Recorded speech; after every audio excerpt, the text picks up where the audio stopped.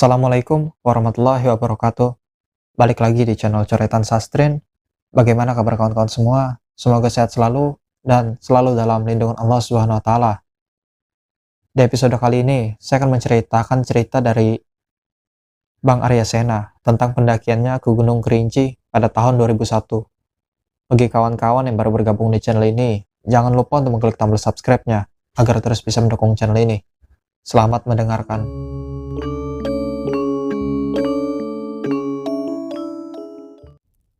2001 adalah tahun yang agak gelami buat gua, alias masa-masa redup setelah jaya selama beberapa tahun sebelumnya. Masa-masa ini, rental PS mulai sepi, rental CD apalagi. Walaupun begitu, tahun ini pendakian gue cukup padat. Lintas Gede Pangrango via Malabar Cisarua, Arjuna Welirang via Tretes, Semeru, Agung, dan beberapa kali turun naik Salak lintas Pasir Rengit, Cimelati. Bukan gue banyak duit, tetapi lebih dikarenakan ada sponsor yang membiayai perjalanan ini. Alhamdulillah, gendong keril terus berlanjut. Ada anak juragan batik yang baru kena virus Mountain Madness, dikit-dikit minta antar gua naik gunung. Lancar jaya lah urusan. Bosen main di Jawa, gua bilang sama bos kecil. Kerinci yuk. Kerinci, katanya. Berapa ongkosnya? Gak tahu berapa. Palingan gak jauh beda sama Rinjani. Dengar Kerinci, agak keder juga nih anak. Gak apa-apa orangnya gak ngikut. Yang penting dananya ngikut. Sementara si Bonte balik, teman lama gua si Tegek datang. Suasana segera berubah menjadi drama sitkom. Ngalor ngidul, ngakak gak karuan. Sembari ngopi, gua bilang sama dia, Kerinci asik nih sob. Asik banget bro. Kapan berangkat? 1-2 hari inilah. Oke, kata dia. Ntar gue picking nitip sini ya. Sip. Duit di tangan cuma ada 4,5. Lagi nunggu kabar dari Bonte. Datang si Komeng. Gak sekolah lu, Meng? Kagak bang, lagi M gua. Aduh, M melulu lu mah. Gua numpang molor ya bang. Ya udah sono. Saat resah dan gelisah atau bahasa kerennya H2C, anak-anak SMA yang lain berdatangan. Salah seorang di antara mereka mau ikut dalam pendakian ini. Sebenarnya yang mau ikut banyak, tetapi karena gak pada punya duit, akhirnya cuma pada senyum-senyum deh di pojokan. Kabar yang dinanti akhirnya tiba. Anak juragan gak bisa ikut karena dilarang. Tetapi di kamar, dia ngepelin duit 500.000. 9,5 nih. Gua tanya bocah SMA yang mau ikutan. Tak, budget lo berapa? 150 bang, mentok 200. Ya udah, buruan sono. Packing, besok kita jalan. Siap bang, tinggal nunggu Tegek. Bawa budget berapa nih dia? Besok paginya pas lagi packing, Tegek datang. Siap-siap Gek, sore ini kita caps diantar sampai Bakweni sama anak juragan. By the way, bawa budget berapa lu? 7,5. Cukup, kata gua. Komeng yang saat itu nginep di kamar gua cuma bengang-bengong aja ngeliat kesibukan ini. Mau ikut lu Meng? Minggu ini dah libur panjang kan lo? Dah bang. Ujuk-ujuk Kerinci. Gua belum pernah naik gunung. Kemarin ke Kawarato juga rasanya nyer-nyeran. Apalagi Kerinci yang tinggi bener. Emang tuh gunung bakal nanya, lo udah pernah naik gunung apa belum? Mau ikut kagak? Bengong sembari mikir-mikir, akhirnya dia ngangguk. Punya duit berapa lo? Ada. Cepet nih bang, duit mah gua buat beli itu. Gua lupa dia bilang buat beli apaan. Gua gak nanya duit apaan, itu mah urusan lo. Kalau lo mau ikut, buruan packing. Jam 2 lo udah harus di sini. Sambil pijit-pijit palanya, dia pergi ninggalin kamar gua. Beres packing, nyantai dulu. Biasa, jarum super bersama nikmatnya secangkir kopi hitam menemani lamunan gua. Ongkos Kerinci baru sekitar 400 sampai 4,5 ribuan kala itu. Apalagi kita diantar sampai Bakweni sama anak juragan. Tegek mah Batak belum datang. Yang ragu-ragu mau ikut datang duluan. Komeng masuk kamar gua dengan senyum sumringah. Gitu dong. Dah bilang mama lo. Udah bang. Terus bagaimana? Gak apa-apa, gua pakai dulu duitnya. Dapat tambahan gak? Dapat bang. Berapa? Nih cuma ceban. Ya udah, lumayan buat beli super sebungkus. Jam 2 semua pelaku pendakian dah datang.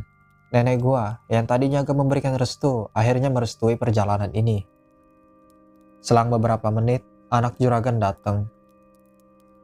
Setelah pamit dengan almarhum nenek gua, di parkiran kita ketemu Panjul dengan lesu. Dia masuk mobil dan ikut mengantarkan kita sampai Bakweni. Panjul gak bisa ikut karena dia baru diterima kerja sama orang Korea. Kijang kapsul melaju mulus. Roda-roda gerobak besi mengantar kita menggapai sebuah asa yang biasanya hanya hadir di dalam mimpi. Kerinci, tunggulah. Sebentar lagi kami datang. Sampai Merak, bos kecil traktir semua orang makan nasi padang. Lepas acara makan-makan, ngudut, dan basa-basi soal perjalanan, mobil segera bergerak masuk kapal. Sauh diangkat dan segeralah berlayar. Kurang lebih jam 8 malam, Peri bersandar di Bakweni. Kijang besi perlahan-lahan meninggalkan kapal bersama antrian yang selalu hidup dalam kenangan. Setelah tiba di salah satu sudut pelabuhan, kita semua turun sambil menunggu bus jurusan Panjang. Bandar Panjang. Kita larut dalam canda tawa. Bus datang, salam khas gaya anak gunung pun memenuhi pandangan.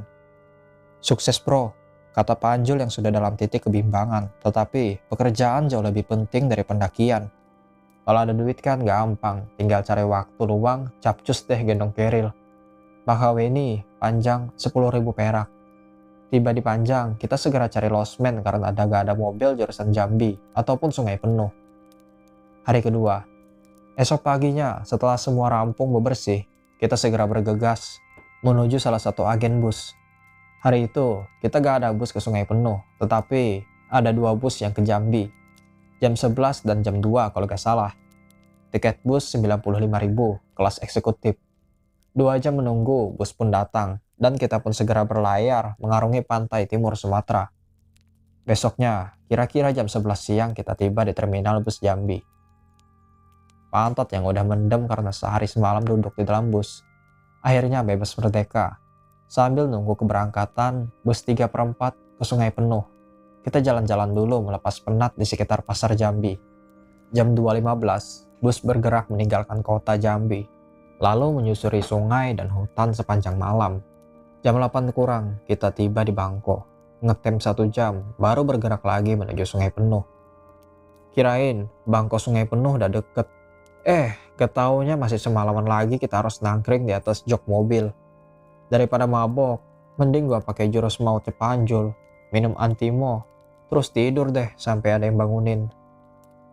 Hari ketiga, jam 4 pagi kita tiba di Sungai Penuh. Udara sejuk dan dingin menyambut kedatangan kita hari ini. Sambil ngopi, menunggu mentari terbit, kita gali literatur dari pedagang kopi.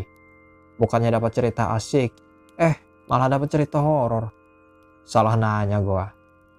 Lagian, jauh-jauh dari Jawa, kalau gak ada niat sekuat baja, gak mungkin lah sampai sini.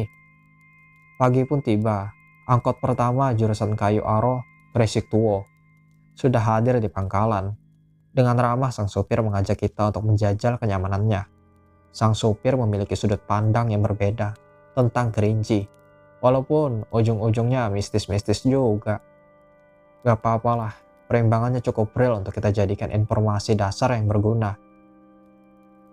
Setelah kurang lebih setengah jam melintasi kebun teh yang menghampar gak habis-habis, kita tiba di Tugu Macan. Waduh, serem bener judulnya. Di sini gua segera mampir ke warung bakso yang ada di depan Tugu Macan. Masih ada gak tuh sekarang warungnya? Niatnya mau makan bakso, tapi hari itu bapaknya lagi gak dagang.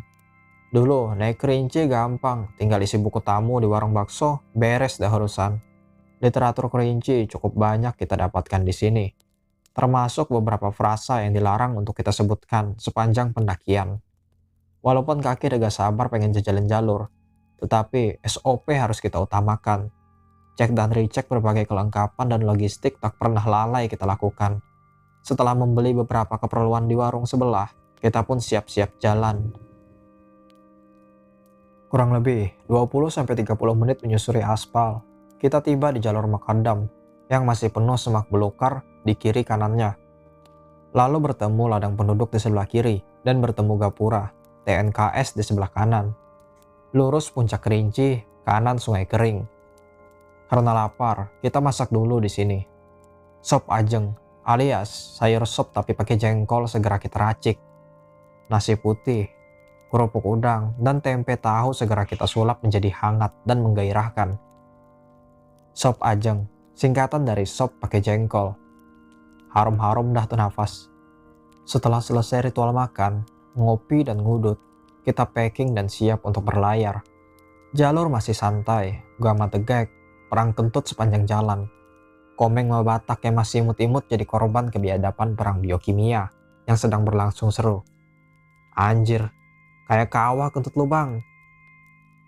Sepanjang jalan dari gapura TNKS sampai pos yang ada pohon gede banget, kita ketemu 2 atau 3 pos dari tulangan besi serta aliran sungai kecil di kiri jalur.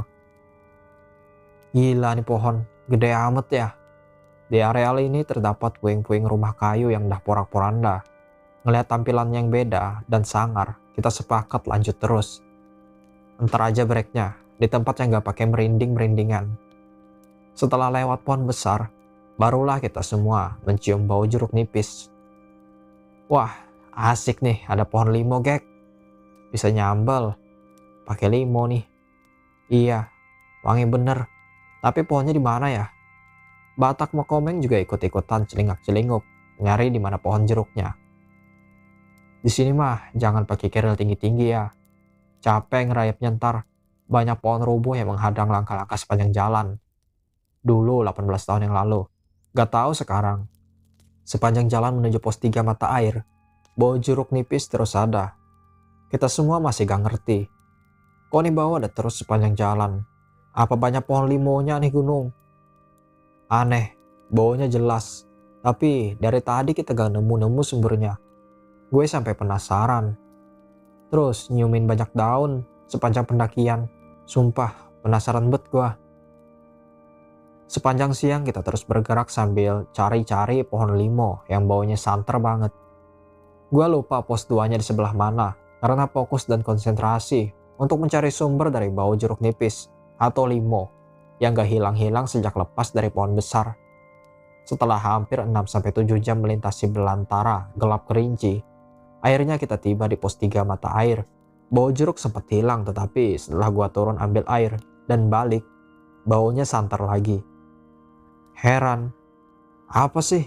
Ini kok baunya dari tadi gak hilang-hilang? Pohon jeruk nipis apa limo sih, kek? Awah katanya.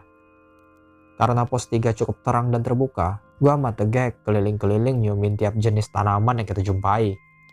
Aneh, gak ada satupun pohon yang baunya sama dengan bau yang terus mengikuti kita. Pohonnya yang mana ya, Gek? Kok gak ada ya baunya yang sama? Iya nih, sembari nurunin daun yang dipegangnya. Sampai pos 3, kalau gak salah sekitar 4:30 sore, Batak mau Komeng langsung buka packingan terus masak air buat nyeduh kopi. Gua sama Tegek yang baru kelar nyiumin pepohonan, segera bergabung dengan mereka. Sambil menikmati kopi, kita gelar tenda. Aroma kopi dan jarum super bikin gua lupa sama yang namanya bau jeruk. Bujuk dah, nikmat bener rasanya. Sore segera berganti malam. Bau jeruk yang hilang kini seperti menempel di dinding tenda. Lagi-lagi kita semua ribut masalah jeruk sampai bongkar keril. Kali-kali aja ada yang nyelipin jeruk nipis. Wanginya yang nikmat gak bikin kita curiga sedikit pun. Kenapa bau itu terus ada sepanjang hari? Karena gak kepikiran yang aneh-aneh, gua sama Tegek keluar nyari batang-batang kayu untuk dijadikan perapian. Hutan gelap Kerinci yang terkenal angker, nampaknya biasa-biasa saja malam itu. Api unggun pun menyala. Perhelatan masak yang terhenti karena hujan yang datang selepas maghrib, kita gelar kembali. Tadi kan cuma ngemil makan nasi sisa campuran sop ajeng. Sekarang kita makan nasi anget plus teri jengki dipedisin. Susu coklat, kopi hitam, serta teh manis hadir dari buah karya Komeng Mabatak. Kita semua nyantai dekat perapian yang digelar di depan tenda. Gak ada kejadian menakutkan sama sekali, kecuali bau jeruk nipis yang kembali menyengat kuat di balik indera penciuman kita semua. Tegek ma gua masih aja bercanda. Sweater lo ketupahan jeruk kali Gek. Kok baunya dari lo sih? Ah enggak ah, lo kali orang baunya dari lo. Malam itu lagi-lagi kita bahas soal bau jeruk yang gak hilang-hilang. Setelah puas ngudut dan ngopi, kita matiin api unggun. Margin safe yang kita gelar untuk perapian kita amankan. Api padam tanpa bara sedikit pun yang tertinggal dalam keadaan menyala. Tegek Batak masuk duluan, sedang gua sama Komeng masih ada acara khusus, yaitu nabung bersama di kegelapan. Malam itu, bau jeruk nipis terus menyengat sepanjang malam.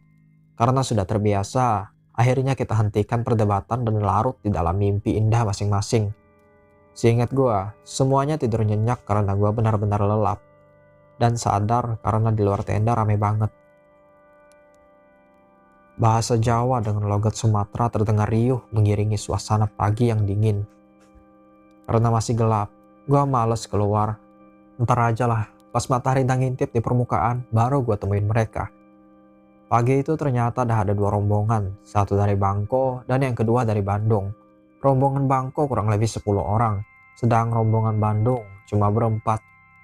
Seorang diantaranya dari Sungai Penuh. Hari keempat, grup Bandung ternyata dah ada dari kemarin. Karena kelelahan dari puncak, mereka langsung istirahat. Tapi tendanya nyelip. Pantesan aja gua gak lihat. Pas gua mau ambil air, salah seorang dari mereka menghampiri. Basa-basi sebentar, terus asik ngobrol. Kalau gak salah namanya Melki. Dia adalah guide Gunung Kerinci yang berasal dari Sungai Penuh. Kalau gak salah inget lagi nih, di jaket lapangannya ada gambar mata angin dengan tulisan Khatulistiwa. Dari Melki lah, gue dapat informasi berharga, kondisi jalur pos 3 hingga puncak. Karena mau ngambil air buat masak-masakan, gue segera pamit sama beliau. Pas gue balik, Tegek, Komeng Batak dah bangun. Tanpa diperintah, Komeng masak air dan bikin kopi. Aduh, asik bener dah, ngopi dan ngudut sembari nunggu nasi mateng. Mie instan rebus yang dicampur aneka macam sayuran dari kebun paman. Kerupuk udang serta telur rebus bulat-bulat plus nasi masih ngebul adalah menu sarapan kita pagi ini.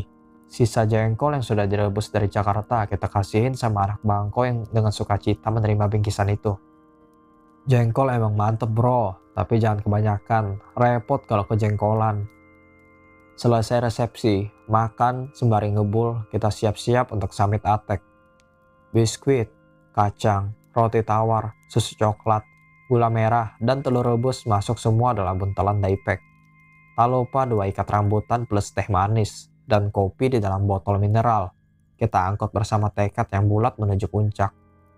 Rombongan Bangko masih sibuk masak di saat kita mulai naik, sedang Melki dan rombongan dah turun menuju Tugu Macan.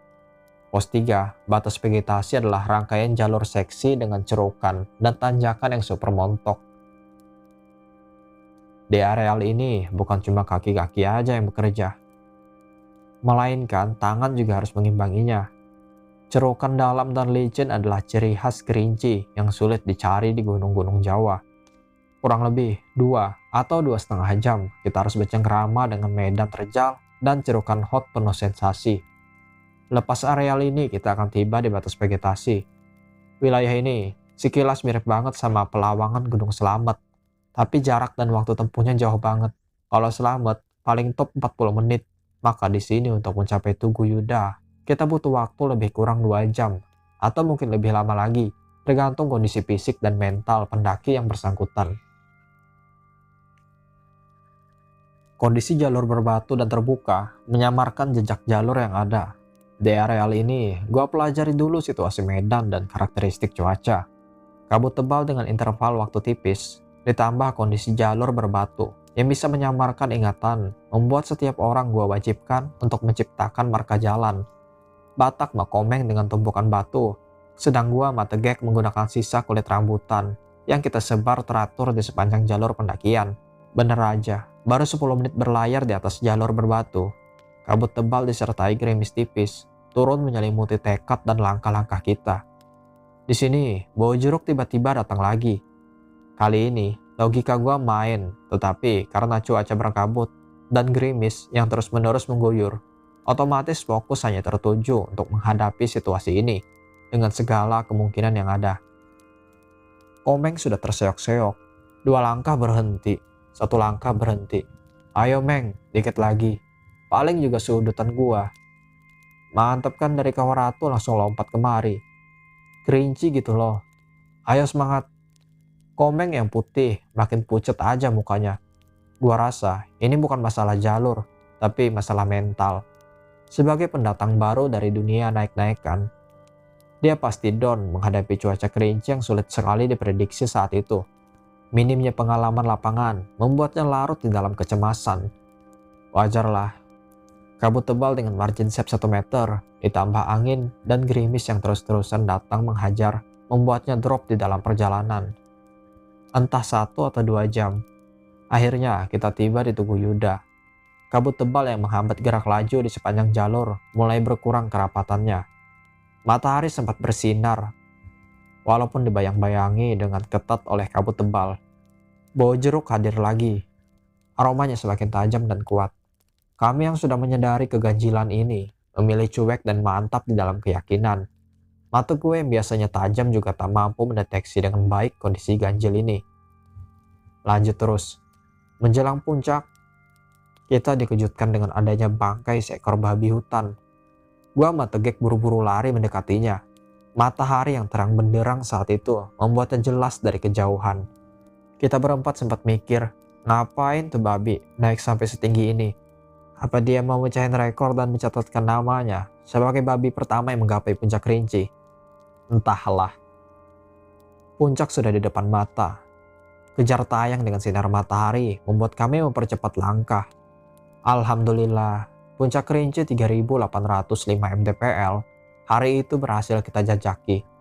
Komeng yang baru memiliki track record Kawaratu kini menambah list pendakiannya dengan salah satu gunung api tertinggi di Nusantara. Sambil menitikan air mata, dia bertakbir dan bersujud. Makasih bang, udah bimbing gua sampai sini. Gua sama Tegek cuma senyum. Kita gak bisa apa-apa kalau gak diberikan kebisaan sama sang pencipta. Sementara di sudut lain, nampak Batak khusyuk di dalam puji-pujiannya kepada Tuhan. Bau jeruk nipis tetap menghampar tajam di areal ini. Setelah menikmati pemandangan indah Kawah Kerinci, kita jepret-jepret lalu mulai melangkah turun meninggalkan jejak di atas atap Sumatera. Kabut tebal kembali menyelimuti areal puncak Kerinci. Rencana nyantai di puncak Kerinci sambil menikmati cemilan akhirnya batal. Cuaca yang tak bersahabat dengan planning mengharuskan kami untuk segera angkat kaki. Kabut semakin gelap dan tebal. Untunglah warga jalan yang kami tinggalkan menjadi penerang menuju batas vegetasi. Setiba di batas vegetasi, kabut hitam bertambah tebal. Nampak rombongan bangko baru mulai memasuki kawasan ini. Dengan sopan gue bilang sama leadernya agar hati-hati dan jangan memaksakan apabila cuaca tak memungkinkan. Mereka hanya menganggukkan kepala, lalu tanpa basa-basi bergerak lagi menuju puncak. Kalau gak salah, saat itu udah jam 2 siang. Sementara satu persatu mereka lenyap di dalam tirai kabut. Kita istirahat dan menikmati cemilan di area ini. Sambil ngopi, gue bilang sama Tegek, Gek, kok rada gak enak nih hati gue. Iya, gue juga. Tuh bocah, pada gak ngeri apa lihat kabut tebal sampai hitam begitu. Ya udahlah, mudah-mudahan gak ada apa-apa. Sebelum balik menuju mata air, kita berempat masih memperhatikan kondisi puncak yang telah diselimuti kabut hitam. Nyalain rokok, lalu bergerak turun menembus rasa was-was yang datang tiba-tiba. Bau jeruk hilang sama sekali.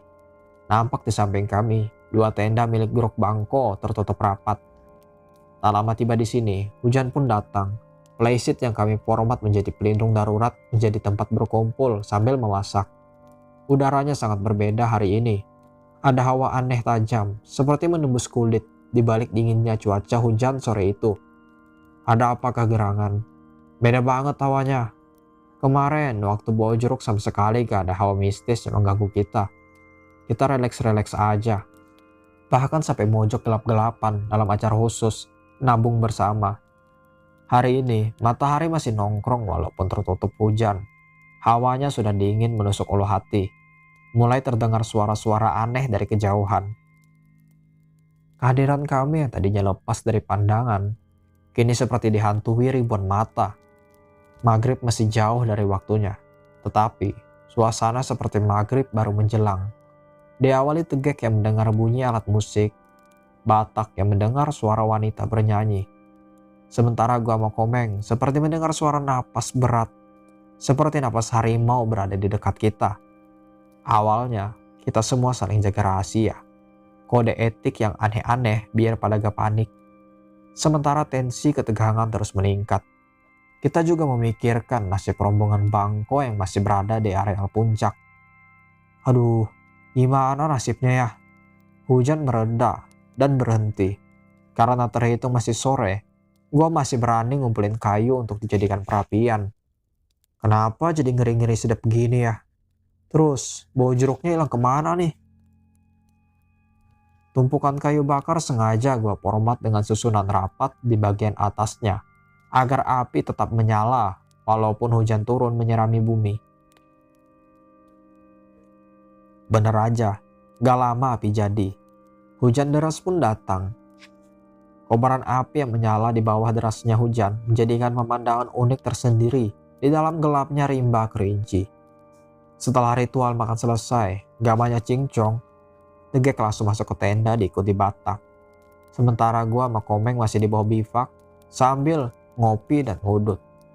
Tegek yang udah gak tahan kesiksa sendirian, akhirnya keluar dan bisik-bisik sama gua. Batak ikut keluar terus ngomong, "Bang, gua denger perempuan nyanyi dari tadi. Dari pertama kali kita sampai sini." Lihat Batak belak-belakan, Komeng juga ikutan. Gue yang tadinya gak dengar suara-suara yang mereka dengar, Tegek dan Batak, akhirnya jadi denger juga. Ah, bener dah. Gue bilang gimana lagi, ini kan tempatnya mereka.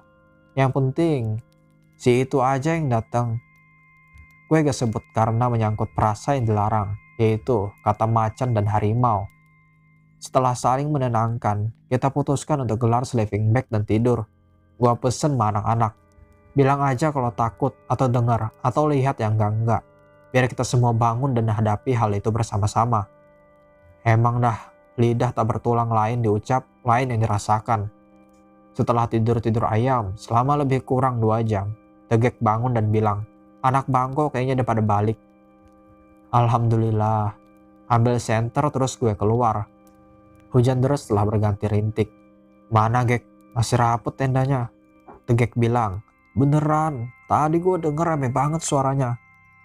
"Ah, ngimpi kali lu. Coba lo keluar sini." Bukan cuma Tegek yang keluar, tapi Batak dan Komeng juga ikutan, sebab mereka semua dengar kecuali gua. Tensi ketegangan langsung meningkat. "Meng, ambil garam kerosok di keril gua. Bawa semua." Ditemani Batak, dia pun masuk mencari benda yang gua maksud. Gak lama dia keluar dan ngasih barangnya. "Tenda jangan dibongkar, tapi lu packingin aja semua. Tenda biar masuk keril gua." Garam gua bagi-bagi sesuai peruntukan. Pertama, gua campur air buat ciprat-cipratin di jalur. Kedua, buat diolesin ke bilah-bilah golok yang ada. Dan yang ketiga, buat gua bakar. Di saat kusut-kusutnya begitu, terdengar jejak langkah bersama suara-suara ribut dari arah batas vegetasi. Gua langsung ambil posisi di depan dengan golok dan garam. Sementara anak-anak di belakang gua juga dengan pegangan yang sama.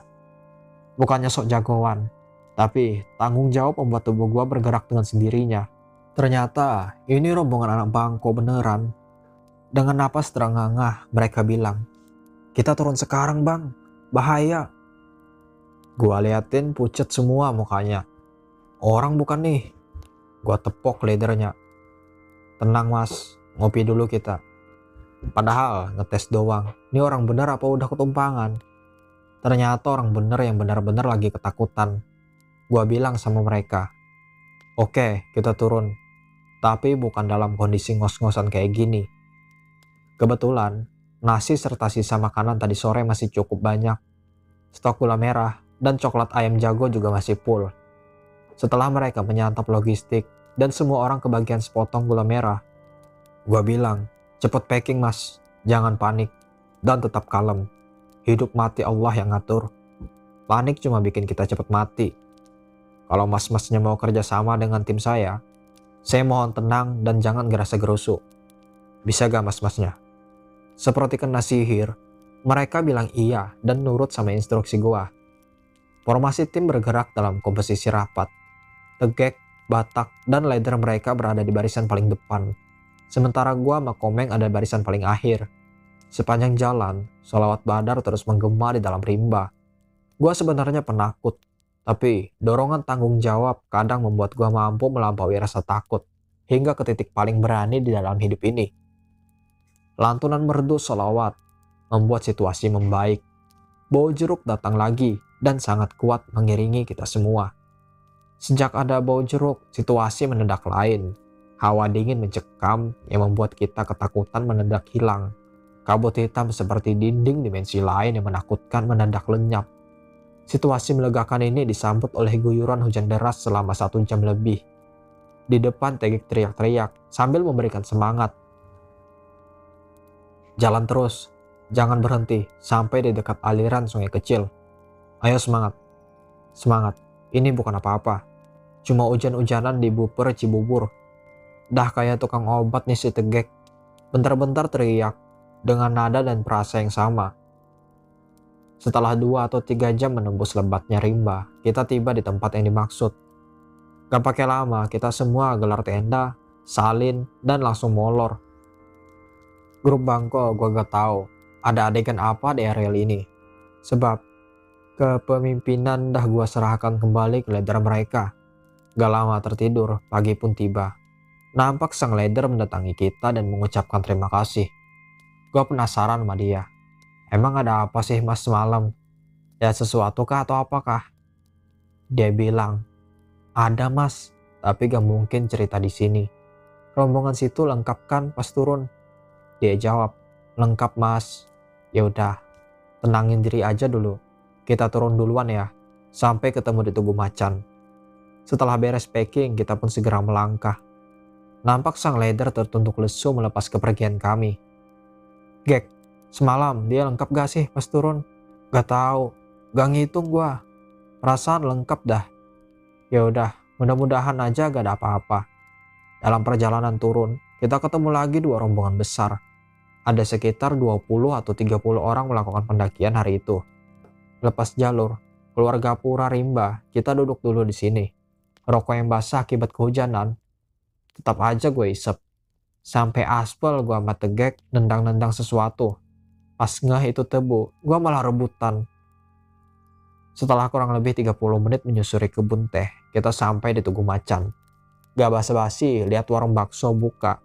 Langsung rusuh di sana. Bude, baksonya 4 porsi. Gak cukup 1 porsi seorang, nambah lagi. Sambil ngudut dan menikmati perut yang kekenyangan, kita ngobrol-ngobrol di sini. Bude dan Pak D sampai pucet dengarnya. Beruntung sekali kalian nak, biasanya gak ada yang selamat jika bertemu Datu Harimau di dalam hutan. Tetapi beliau malah melindungi kalian. Beruntung sekali kalian. Datu Harimau adalah makhluk siluman yang kadang baik, kadang jahat. Sampai sekarang gue gak tahu kebenarannya. Tetapi satu hal yang gue tahu, kejadian ini benar-benar nyata gue alami.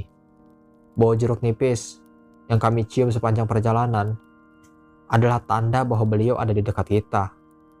Wallahu a'lam bishawab. Terima kasih.